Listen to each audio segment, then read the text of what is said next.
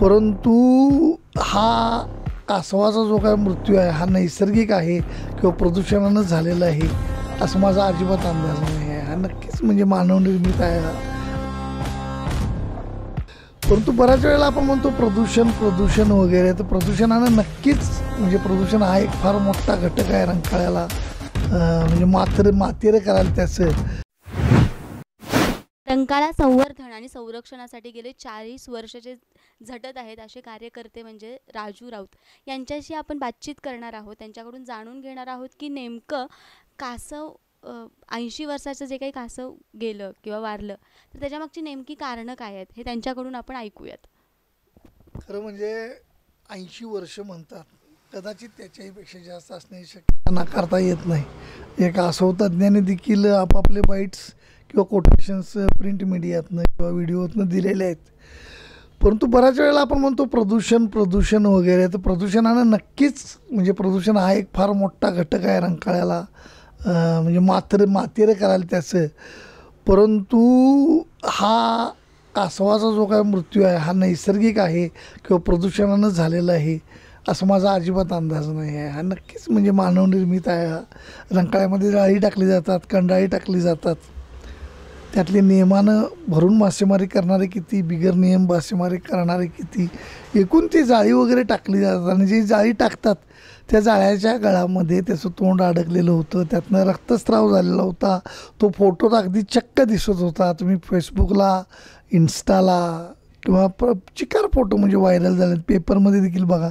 ते नक्की गळाला लागलेलं जाळ्यात अडकलेलं कासव होतं. त्यानं सोडून घ्यायचा प्रयत्न, ते अधिक जखमी झालं. ते जाळ्यातच कदाचित मरून पडलं असण्याची शक्यताही नाकारता येत नाही. मग त्याला ते काढून टाकल्यानंतर 2-3 दिवसानंतर ते कुजून फुगून वर आलेलं आहे. आणखी नाही झालं. आणि असा हा इन्सिडेन्स मी बघितलेला गेल्या 5 वर्षातला दुसरा इन्सिडेन्स आहे की माझ्याकडे त्या जुन्या कासवाचे देखील फोटोग्राफ्स मी त्यावेळी घेतलेले आहेत. त्यामुळं बरीच एवढी मोठी जीवसृष्टी, जैवविविधता अजूनही बऱ्यापैकी रंकाळ्यामध्ये टिकून आहे. खालती असते, आता पाणी थोडंसं वाढल्यामुळे ती कासवं वरती येतात, जाळ्यात सापडतात, कंडाळ्यात सापडतात. परंतु मला देखील वाटलेलं की बाबा बऱ्याचशा म्हणजे त्यातला एक झिंगा तेवढा जर का सोडला, कारण झिंगा जगायला जे काय हायड्रिला नावाची वनस्पती होती, ती वनस्पती आता रंकाळ्यातनं जवळपास नामशेष होत गेली किंवा कुठंतरी कुठल्या तरी भागात आहे ती. खरं म्हणजे श्रीमंत महाराज राजाराम छत्रपती यांनी रशिया आणि चायनाच्या बाउंड्रीवर एका नदीतनं ती हायड्रिला वनस्पती म्हणजे ज्याला आपण केंदाळ म्हणतो, ते केंदाळ आणि सगळ्यात महत्त्वाची गोष्ट म्हणजे त्या केंदाळबरोबर ग्रासपार्क जातीचा ती वनस्पती ज्याचं प्रमुख खाद्य आहे. ते 2 मोठे वाढणारे मासे होते. ते मासे आणलेले, त्या माशांच्या शिकारीसाठीच पलीकडचे बुरुज होते, इकडं ओढीचा बंगला होता. म्हणजे तुमच्या लक्षात येऊ दे की तिथली जैवविविधता इतकी चांगली आहे. एक झिंगा सोडून मला बहुतांशी म्हणजे चांबाटक्या दिसतात, अजून ओमट्या दिसतात, जुने टिल्प वगैरे बंधून जरा पालूसारखी नवीन प्रकार आलेले आहेत. पण बऱ्यापैकी मासा अजून कुरट्या बेट्या सगळं चांगलं आहे. फक्त एकदा पाणी बदलणं अत्यंत गरजेची गोष्ट आहे.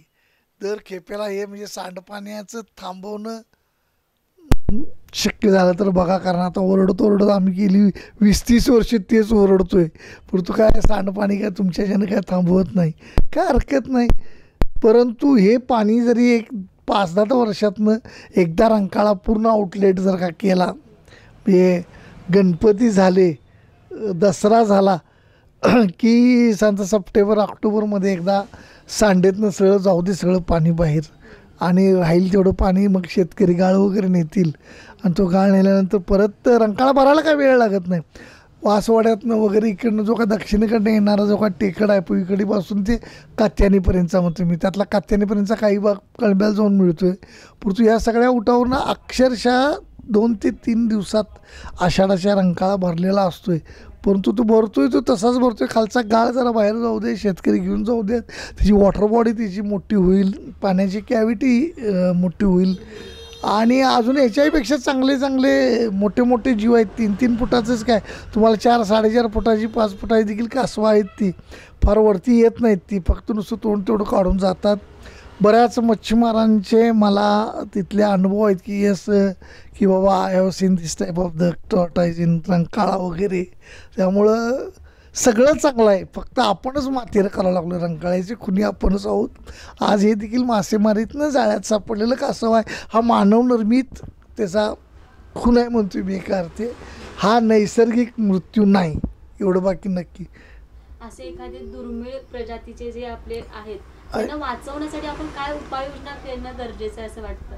आता खरं म्हणजे त्या इतकी म्हणजे आवाजाला, वास्तव्याला, आपल्या तिथल्या रहिवासाला देखील भिवून जगणाऱ्या सगळ्या जाती असतात. आणि आपण किती डिस्टर्ब करतो त्यांच्यावर. ते बोटिंग वगैरे बघायला चांगलं मिळते, परंतु त्यातनं नक्कीच चांगलं होत असेल काय किंवा त्यांचा डिस्टर्बन्स. आता ते ऑटर म्हणून नाही, ऑटर म्हणजे ज्याला आपण उदमांजर वगैरे म्हणतोय, ते तर इतकं भित्र असते. मी एकट्यानंच ते म्हणजे गेल्या 30-40 वर्षात मला ते बघायला मिळाले. त्याचे मी फोटो काढून पाठवलेले आहेत ऑटर्सचे. ते उदमांजर आहे ती रंकाळ्यात बरीच आहेत अजून ऑटर्स. इतके दिवस आम्ही त्याची म्हणजे शीट वगैरे त्यानं टाकलेले जे काय होते ते बघायचं, स्टूल्स वगैरे. परंतु बऱ्यापैकी ऑटर आहेत, परंतु आपण ती इतकी बुजरी असतात की माणसाच्या वास्तव्याला राहत नाहीत ते अजिबात. ऑटर तर सगळ्यात एकदम ह्याचा प्राणी आहे. अच्छा. आणि प्रदूषण नियंत्रण मंडळाच्या काही उपाययोजना आहेत का? आता काय प्रदूषण नियंत्रण मंडळाच्या फक्त बातम्याच आम्ही बघितलेल्या आहेत पेपरमध्ये. हे असं झालं आहे, तसं झालं आहे, असं करणार आहे, तसं करणार आहे. चला आपलं ठीक आहे, बातमी वाचायची नाही, अशेवर राहायचं. कधीतरी त्यांच्यातलंच मुळचं प्रदूषण वगैरे जरा लांब जाईल एवढंच. आपल्या रंकाळा तलावातील 80 वर्षाचं जे काही कासव गेल्या काही दिवसामध्ये वारल्याची बातमी आली होती, तर ती नैसर्गिक नसून मानवनिर्मित आहे. म्हणजे माणूस स्वतःच्या स्वार्थासाठी एखाद्या दुर्मिळ जीवाचा जर अंत होत असेल तर ही खरंच विचार करण्यासारखी गोष्ट आहे. आणि त्यांनी जे काही उपाय सांगतायत, ते जे काही दुर्मिळ प्रजाती वगैरे आहेत, तर त्यांचं संवर्धन करणं ही आपली ही गरज आहे आणि आपलं कर्तव्य आहे. तर पाहत रहा तारा न्यूज.